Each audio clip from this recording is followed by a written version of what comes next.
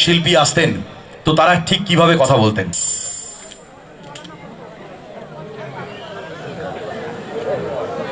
কিভাবে কথা বলতেন? যদি ধরুন এই অনুষ্ঠানে চিরঞ্জিত চক্রবর্তী আসতেন, কিভাবে বলতেন?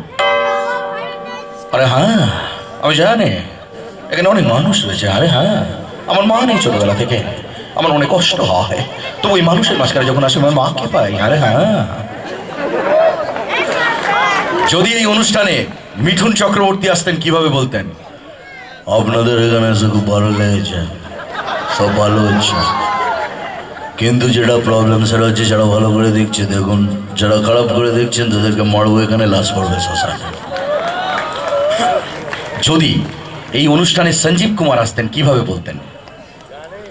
ऐसा लग रहा है हम लोगों ने देखा है, मैंने मुझे फिलहाल याद नहीं, आधे की शूटिंग में देखा था क्या?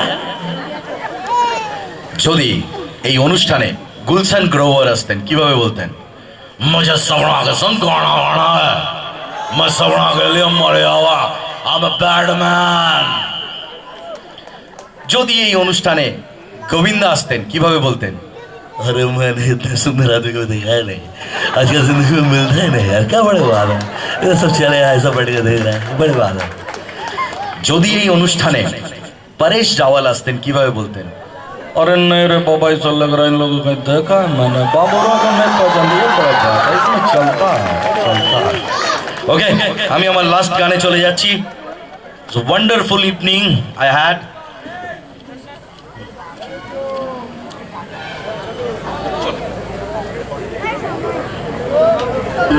নিজে এই গানটা আমি শানুদার সাথে গেয়েছি।